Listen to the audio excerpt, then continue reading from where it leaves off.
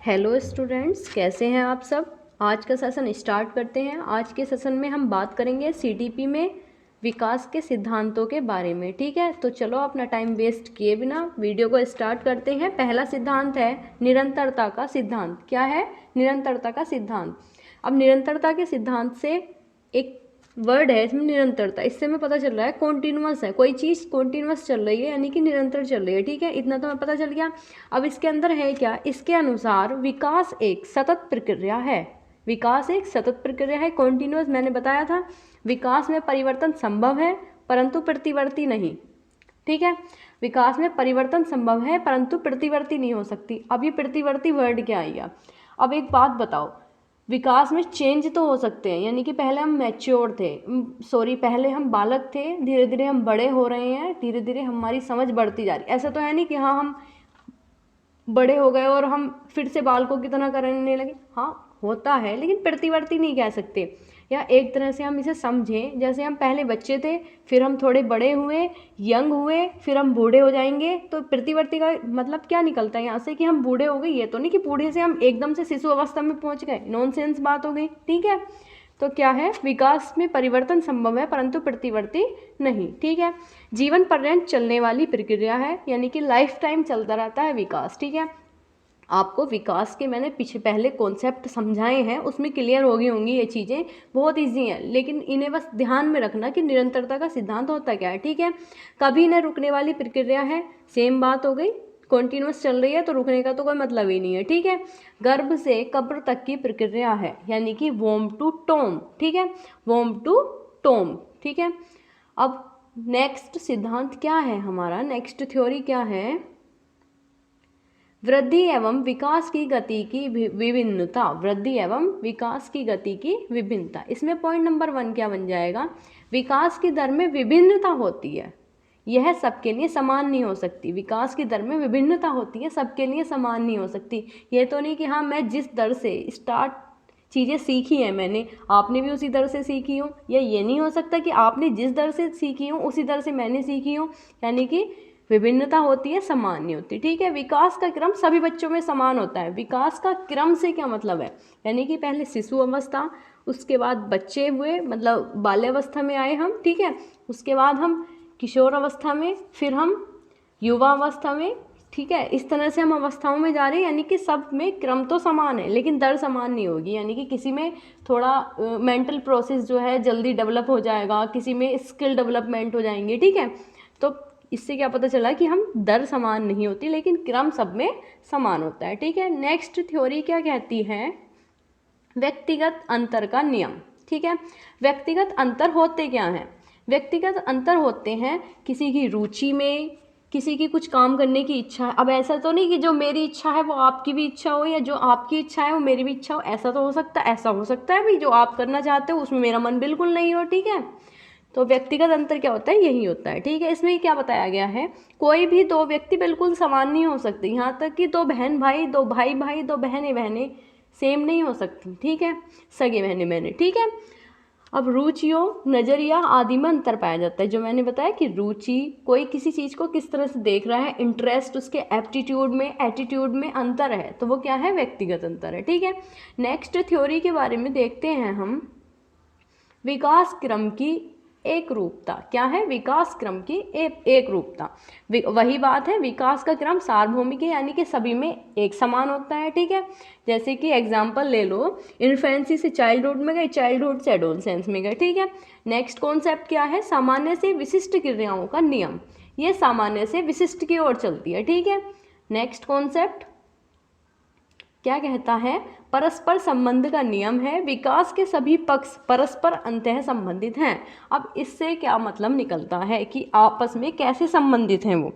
अब आपस में इस तरह से संबंधित हैं, आप सोचो कि हमने, सपोज करो हमने लिखना स्टार्ट किया। ठीक है, हमने सबसे पहले लाइनें खींची जब हम बच्चे थे। ठीक है, उसके बाद हमने वर्णमाला सीखी, हमने धीरे धीरे अक्षर बनाने सीखे, उसके बाद हमने शब्द बनाने सीखे। अब हम अच्छी खासे लिख लेते हैं। ठीक है, ऐसा तो नहीं कि हाँ हम पिछली चीज़ें भूल गए। अब अगर हम पिछली चीज़ें भूल जाते कि हमने कैसे लिखना सीखा है या हम कैसे लिखते हैं, तो वो तो फिर हम लिख ही नहीं पाते। तो इसका क्या मतलब निकलता है कि जो हम पीछे सीखते हैं, हमारा जो पीछे डेवलप होता है, स्किल डेवलप होती है, वो कहीं ना कहीं आने वाली स्किल से हमारी रिलेट करती है, यानी कि आने वाली स्किल से हमारी संबंधित होती है। तो परस्पर संबंध का नियम यही कहता है। ठीक है, नेक्स्ट कॉन्सेप्ट क्या है? एकीकरण का सिद्धांत।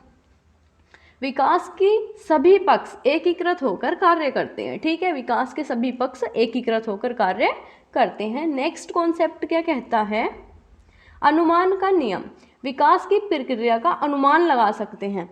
विकास की प्रक्रिया का अनुमान लगा सकते हैं। याद करो, वृद्धि और विकास में अंतर बताया था कि विकास का हम सिर्फ अनुमान लगा सकते हैं कि हाँ इतना हुआ है। ठीक है, लेकिन वृद्धि का हम मेजर कर सकते हैं। वही वाली बात है यहाँ पर कि हम विकास को मेजर नहीं कर सकते, सिर्फ उसका अनुमान लगा सकते हैं, यानी कि ऑब्जर्व कर सकते हैं। जैसे क्या, कोई बच्चा है, उसने मान लिया आपका कोई स्कूल है, उसने उसमें एडमिशन लिया। ठीक है, उस टाइम पर वो इतना अच्छा नहीं था पढ़ने में, आपने उस टाइम पर उसे ऑब्जर्व किया, यानी कि उसका अनुमान लगाया। आपको ये तो नहीं पता, कंफर्म तो आप नहीं कह सकते, आपने उसे ऑब्जर्व ही तो किया, उसकी स्किल को आपने उस टाइम पर उसको ऑब्जर्वेशन किया। ठीक है, कुछ टाइम बाद आपने देखा कि वो बच्चा पढ़ाई में भी अच्छा चल रहा है, फिजिकल एक्टिविटीज़ भी अच्छा कर पा रहा है, तो यानी कि आप उसको ऑब्जर्व कर रहे हैं, आप उसको अनुमान लगा रहे हैं कि हाँ भाई ये बच्चा पहले इस स्टेज पर था, अब ये इस स्टेज पर आने की कोशिश कर रहा है। ठीक है, तो क्या कर सकते हैं, हम अनुमान लगा सकते हैं। ठीक है, आई होप समझ में आया होगा। अब नेक्स्ट कॉन्सेप्ट है विकास की दिशा का नियम। ठीक, दो नियम होते हैं, मस्कोदमुखी और समीपस्थ दूरस्थ दिशा। अब देखो, इन शब्दों से ही पता चल रहा है कि हाँ ये है क्या चीज़। मस्कोदमुखी, मस्तक तोड़ के पढ़ें इसे अगर हम, मस्तक, मस्तक यानी कि सिर। ठीक है, मस्तक सिर, सिर से पैर की ओर जो होता है वो क्या होता है, मस्कोदमुखी होता है। समीपस्थ दूरस्थ यानी कि समीप से दूर, कोई चीज़ पास से दूर जा रही है, सेंटर से बाहर जा रही है। ठीक है, तो वो क्या है, समीपस्थ दूरस्थ दिशा है। ठीक है, चलो देखते हैं मस्कोदमुखी के बारे में। सिर से पैर की ओर चलती है। ठीक है, याद तो रह जाएगा, मस्तक यानी कि सिर से पैर की ओर। पॉइंट नंबर 2, सर्वप्रथम गर्दन संभालना सीखता है, यानी कि कोई बच्चा है, सबसे पहले वो गर्दन संभालना सीखेगा, यानी कि मस्तक से सिर की ओर जो दिशा में विकास होगा उसे मस्कोदमुखी कहते हैं। ठीक है, लंबवत दिशा होती है, यानी कि सिर से पैर तक लंबवत तो हो गई ना। ठीक है, अब आती है समीपस्थ दूरस्थ दिशा।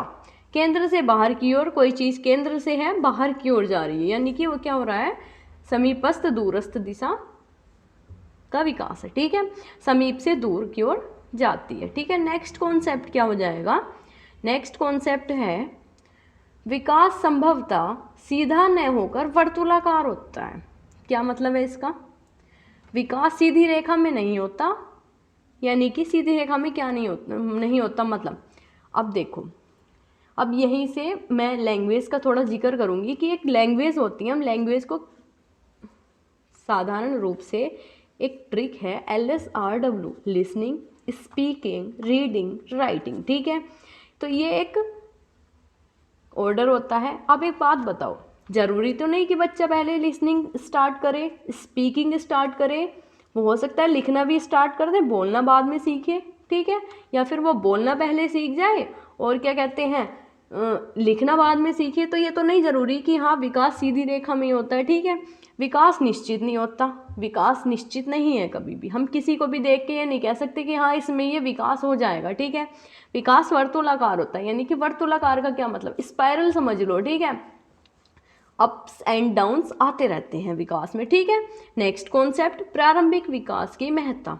शुरुआती सालों का विकास महत्वपूर्ण है। जो हम कह देते हैं ना कि क्या कहते हैं, बच्चों के शुरुआती सालों में हमें अच्छा बिहेवियर करना चाहिए, उन्हें अच्छे एनवायरनमेंट देना चाहिए जिससे कि उनका विकास अच्छी तरह से हो। ठीक है, नेक्स्ट और लास्ट कॉन्सेप्ट क्या है, विकास परिपक्वता तथा सीखने का अनुपात है। ठीक है, विकास आनुवांशिकता और पर्यावरण का उत्पाद है। ठीक है, मैंने बताया था कि डेवलपमेंट जो है वो हेरिडिटी से और एनवायरनमेंट से डायरेक्टली रिलेटेड है। ठीक है, इसी के साथ हमारे विकास के सिद्धांत कंप्लीट होते हैं। आई होप वीडियो अच्छी लगी होगी। अगर वीडियो अच्छी लगे तो लाइक, शेयर और कमेंट जरूर करें और चैनल को सब्सक्राइब जरूर कर लें।